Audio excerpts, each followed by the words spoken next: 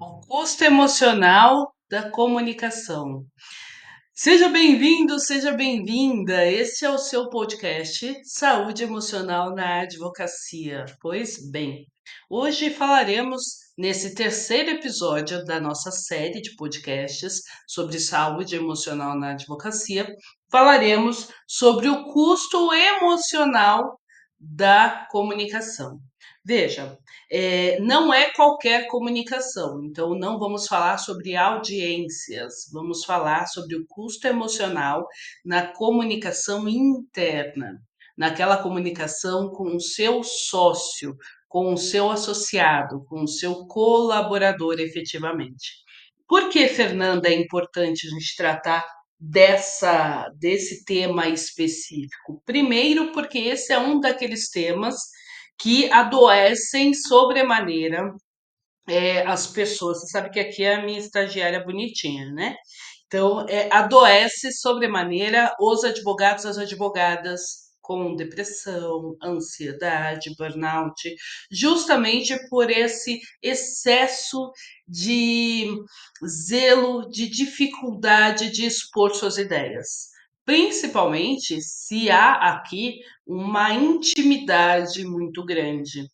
Geralmente, quando a gente abre o nosso escritório pela primeira vez, ele é aberto ou nós já exploramos aí a advocacia solo, ou a gente se aventura numa sociedade meio amadora com os nossos colegas da faculdade.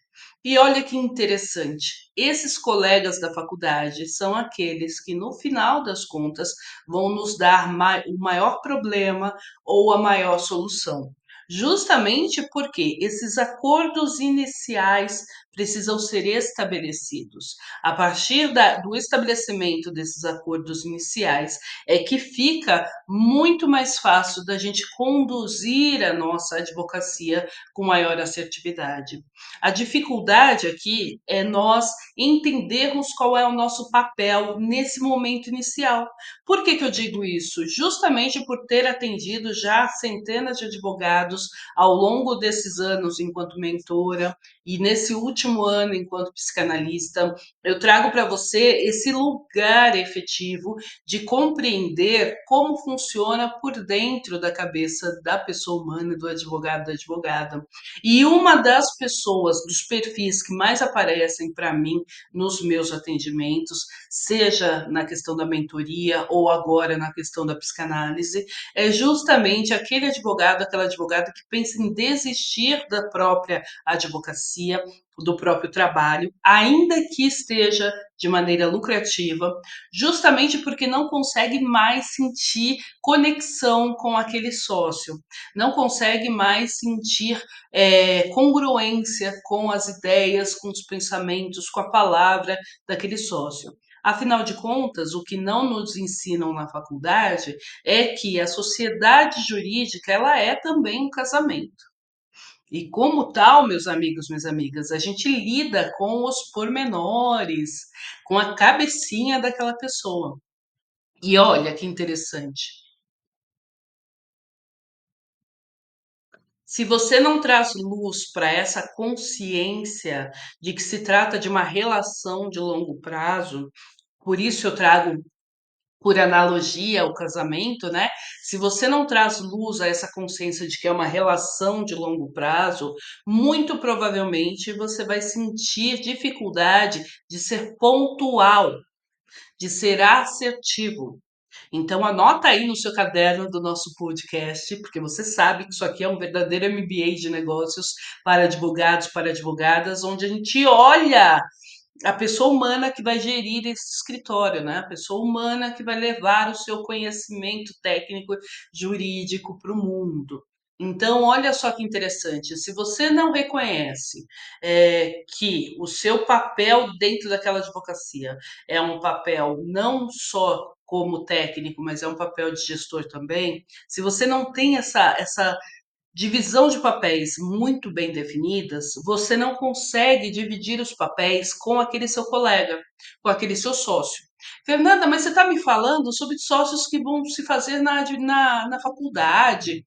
Não, não, não, aqui comigo não. Aqui eu entrei numa advocacia e cresci nela, né? Me desenvolvi nela e alcancei, por meritocracia, a tão sonhada, tão almejada participação aqui na sociedade. E eu sou sócio minoritário ou majoritário, seja lá qual for o seu caso, mas eu sou sócio dessa advocacia e não foi por meios assim rápidos, né? Que a gente vê amador. Não, foi por meios mais demorados. O princípio é o mesmo.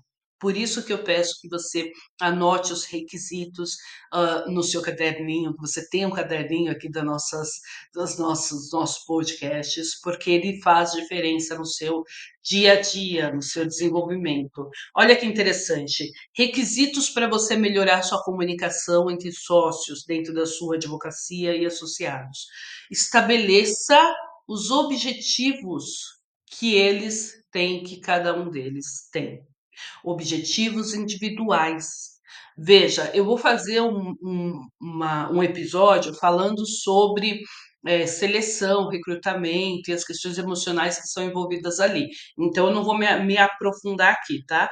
Mas só para você saber que você precisa saber se esse colaborador vai durar muito tempo na sua advocacia ou se ele vai ser só mais um que vai entrar, cumprir o seu papel ali e vai embora. O turnover está muito alto na sua advocacia, ou seja, as pessoas parece uma porta giratória, né? As pessoas entram e saem com muita facilidade na sua advocacia. Se isso está acontecendo aí, cuidado, porque é uma questão de gestão, é uma questão de liderança, de má gestão e de má liderança. Bom, voltando, fechando parênteses, porque a gente vai ter um episódio só falando sobre isso, tá? Ah, voltando para os requisitos, quais são os objetivos individuais desse sócio? Como é que ele enxerga a advocacia? Como você enxerga a advocacia? Ela é um negócio específico, é o seu ganha-pão, é a sua carreira? Ou ela é só uma ocupação que você está tendo ali? Eu vou ocupar aqui um tempinho e depois vou embora. Você pensa na sua advocacia a longo prazo? Quais são as visões em comum desses sócios? Eles enxergam a advocacia a longo prazo? Então, visão individual e visão comum. Essas duas visões precisam entrar em convergência em algum momento. Porque se elas não se encontrarem em algum momento, muito provavelmente você vai ter um sócio que vai ficar falando mal de você no churrasco, você vai ser uma daquelas pessoas que querem desistir da carreira de advocacia porque não consegue conversar e assim por diante. Fernanda, mas as pessoas não mudam? Essas visões não podem mudar com o passar do tempo? Podem. Podem sim. E elas mudam, elas se atualizam. Porém, você precisa fazer essas reuniões, pelo menos anuais, onde você verifica onde está o pensamento individual da pessoa humana do advogado e onde está o pensamento societário dessa pessoa humana, desse advogado. Porque se você não tiver essa condição, esse reconhecimento efetivo, infelizmente as coisas tendem a piorar. Gente, eu estou te falando de um lugar onde eu vejo diuturnamente advocacias ruindo, advocacias crescendo, sociedades desfazendo e sociedades nascendo, ou sociedades se fortalecendo. Então, eu não estou falando de achismo, de livro, eu não estou falando disso, eu estou falando do chão de fórum, do chão de escritório, eu estou falando da prática, tá? Essas questões são aquelas que vão mudar o seu jogo, que vão fazer você ficar no jogo ou sair dele. Ok? Terceiro requisito. Então, primeiro são as visões, visão individual da pessoa humana, que vai ali estar como sócio ou associado, visão coletiva, visão em comum de como vocês enxergam a sociedade, para onde a sociedade, a terceira pessoa, né, a sociedade vai, enfim, caminhar, para onde ela vai seguir. Ok. Pensou isso? Agora a gente vem para a terceira questão. Quais vão ser os papéis específicos de cada um de vocês? Veja, pensando no cenário que você começou sua sociedade com o seu colega, melhor amigo da faculdade, vamos pensar que, inicialmente, já que é de forma amadora, geralmente, a gente começa pelo que a gente se deu bem, né? Pelo que a gente se adaptou, até porque eu não sei se eu amo tanto assim mesmo a prática criminal, ou se eu amo mesmo tanto a prática civilista. Eu ainda não sei, porque eu também, né, acabei de sair da faculdade, beleza? Então, assim, no que vocês são bons individualmente? Uma boa forma de separar trabalho é dessa, né? Identificando no que cada um é bom. Bom, Fernanda, olha, eu sou tecnicamente eu sou boa, mas eu sou mediana. Eu não sou excelente. Ah, mas só que eu sou excelente em trazer, prospectar clientes. Eu vou na reunião de condomínio, nossa, eu trago pelo menos os 3 clientes. Eu vou num evento, num congresso da OAB, nossa, eu trago pelo menos umas 2 parcerias. Eu vou no churrasco de família, nossa, eu trago aí 3 clientes. Então, assim, você é uma pessoa comercial, tem esse tino comercial, gosta de fazer negócios, você gosta de fechar clientes, você gosta de lidar com pessoas, sabe? Se você tem esse tino comercial, eu já vi sócios falando assim: ah, mas o meu sócio não para no escritório. Minha amiga, o seu sócio não para no escritório, mas o seu escritório só existe porque ele traz clientes todo dia. Você tá com raiva porque ele não fica ali trancado igual você gosta. Você gosta de ficar na caverna, ele não gosta. Tá tudo bem se todo mundo fizer o seu papel. Porque imagina, ele traz 10 clientes e você ali, ó, na sua caverna, você faz 10 petições. Olha que coisa linda! Você não precisa correr para fora, porque você não gosta de pessoas, e ele não precisa entrar para dentro para ficar ali preso, enclausurado na caverna. Então, identificar o perfil efetivo de cada um dos profissionais muda o seu jogo, estabelece uma nova perspectiva, uma nova visão, percepção. Fernanda, identifiquei tudo isso, ok. Agora você senta e anualmente você analisa e avalia se essas questões estão a contento, estão inteiras. Por que eu estou te falando isso? Para você regularmente fazer uma análise se essas questões estão ainda de acordo, estão ainda dando match, estão ainda congruentes. Porque é muito fácil, depois de um tempo, eu me adaptar mais a ficar dentro do escritório e você se adaptar mais a sair do escritório. De repente, está passando por uma fase ou outra, a gente precisa alinhar novamente. Eu sou melhor com finanças, você é melhor com o financeiro. Então vamos alinhar aqui que eu vou cuidar do financeiro, eu vou cuidar do financeiro e você vai cuidar da prospecção. Vamos alinhar que eu amo rede social, me deixa gravando o dia inteiro que eu gravo e você ama ficar fazendo petição, buscar jurisprudência. Vamos combinar então que eu sou a cara do escritório e você é o braço do escritório, é a cabeça, é o técnico do escritório? Gente, esse alinhamento, ele muda completamente o seu jogo.